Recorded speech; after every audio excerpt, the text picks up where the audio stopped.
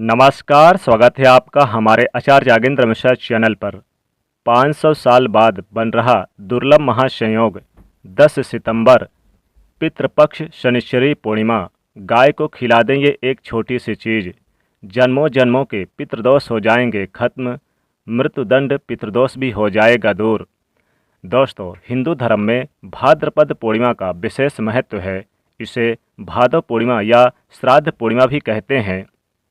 इसी दिन से पितृपक्ष आरंभ हो जाते हैं, क्योंकि इस दिन से श्राद्ध पक्ष यानी कि पितृपक्ष की शुरुआत हो जाती है। पितृपक्ष पितरों को समर्पित होते हैं। इन दिनों पितरों की कृपा प्राप्त करने के लिए, पितरों की आत्मा की शांति के लिए श्राद्ध तर्पण और पिंडदान करने का विधान है। श्राद्ध पूर्णिमा पर पितरों का श्राद्ध तर्पण करने के साथ साथ भगवान लक्ष्मी नारायण का पूजन भी विशेष रूप से किया जाता है, क्योंकि पूर्णिमा तिथि भगवान लक्ष्मी नारायण को समर्पित है। इस दिन स्नान करने के बाद गरीब या ज़रूरतमंद व्यक्तियों को दान देने से विशेष शुभ फल की प्राप्ति होती है। इस दिन दान देने से उसका प्रतिफल जल्द ही समृद्धि के रूप में प्राप्त होता है। भाद्रपद पूर्णिमा पर भगवान विष्णु जी के साथ साथ माता लक्ष्मी जी का पूजन करने से जीवन में सुख समृद्धि आती है। दोस्तों, इस बार की यह भाद्रपद पूर्णिमा शनिवार के दिन पड़ रही है, यानी कि 10 सितंबर शनिवार के दिन ये पूर्णिमा पड़ रही है, इसलिए इसे शनिश्चरी पूर्णिमा भी कहा जा रहा है। जी हाँ दोस्तों, और इसी दिन से पितृपक्ष की शुरुआत हो रही है। सारे दुख दूर इस दिन हो जाते हैं अगर आप यह एक छोटा सा उपाय करते हैं। घर में खुशहाली आती है, क्योंकि इस दिन माता लक्ष्मी और भगवान विष्णु जी की विशेष कृपा बरसती है। साथ ही पितृदेवों की भी कृपा प्राप्त होती है। भाद्रपद पूर्णिमा पर भगवान सत्यनारायण की कथा करने का भी विधान है। इस दिन ब्राह्मणों को दान देने से पुण्य फल की प्राप्ति होती है। जिन लोगों की मृत्यु तिथि पूर्णिमा होती है, उनका श्राद्ध भाद्रपद पूर्णिमा पर ही किया जाता है, इसलिए इसे पितृपक्ष पूर्णिमा भी कहा जाता है। इस बार भाद्रपद शनिश्चरी पूर्णिमा यानी कि 10 सितंबर शनिवार के दिन श्राद्ध करने का जो शुभ मुहूर्त होगा सुबह 11:30 से दोपहर 2:30 तक का रहेगा। जिस मनुष्य की मृत्यु पूर्णिमा पर हुई होती है, उनका श्राद्ध भाद्रपद पूर्णिमा पर किया जाता है। इस बार श्राद्ध करने का यानी कि जिनकी मृत्यु तिथि पूर्णिमा है, वो जरूर करें। 10 सितंबर दिन शनिवार पूर्णिमा तिथि इस बार की है पितृपक्ष शनिश्चरी पूर्णिमा बहुत खास है, क्योंकि इस दिन कई सारे शुभ योग बन रहे हैं। इस दिन माता लक्ष्मी जी के साथ साथ भगवान विष्णु जी का पूजन करने से अच्छे पुण्य फलों की प्राप्ति होती है और कष्टों का छुटकारा मिलता, साथ ही पितृदेवों की भी कृपा प्राप्त होती है।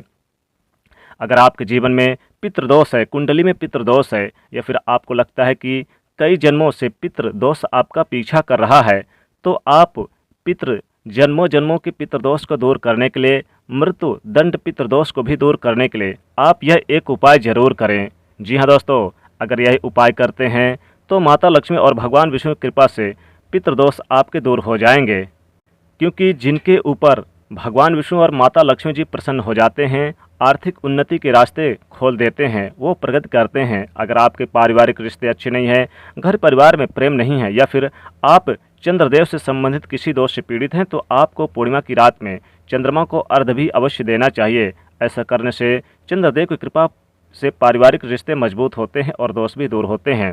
साथ ही इस दिन श्राद्ध पक्ष है, तो श्राद्ध पक्ष में आप अपने पितरों के निमित्त तिल का दान करें, गरीब ज़रूरतमंद ब्राह्मणों को दान करें और उन्हें भोजन खिलाएं।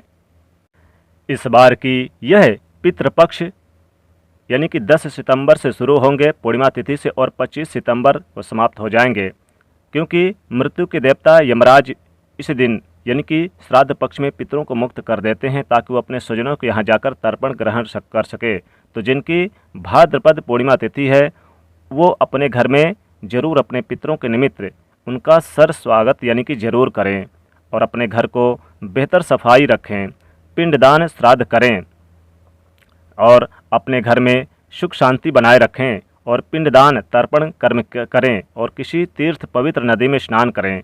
पितरों के लिए श्रद्धा से कुछ समर्पित भी करना ही श्राद्ध कहलाता है।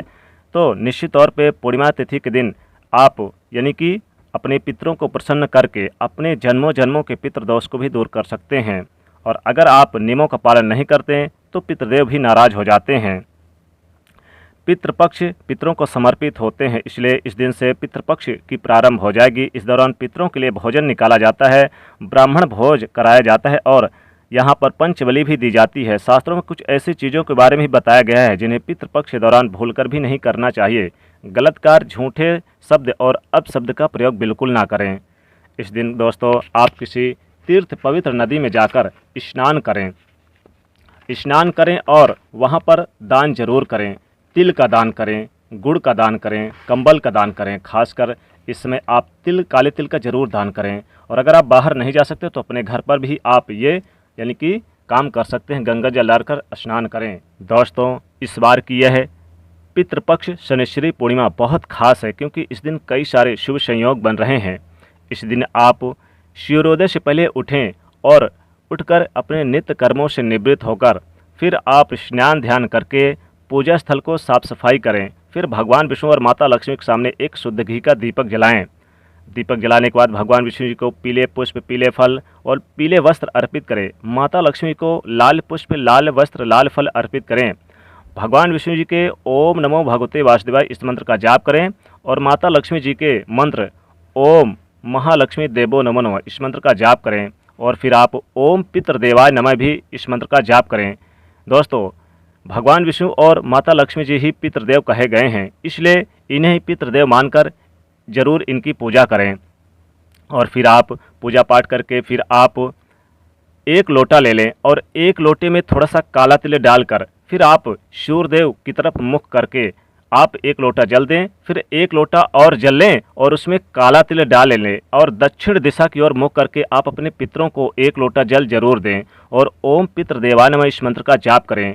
दोस्तों पितृ जो हमारे होते हैं दक्षिण दिशा की और उनका निवास स्थान है, इसलिए दक्षिण दिशा की ओर मुख करके ही उन्हें जल देना चाहिए। इससे पितृदेव प्रसन्न होते हैं।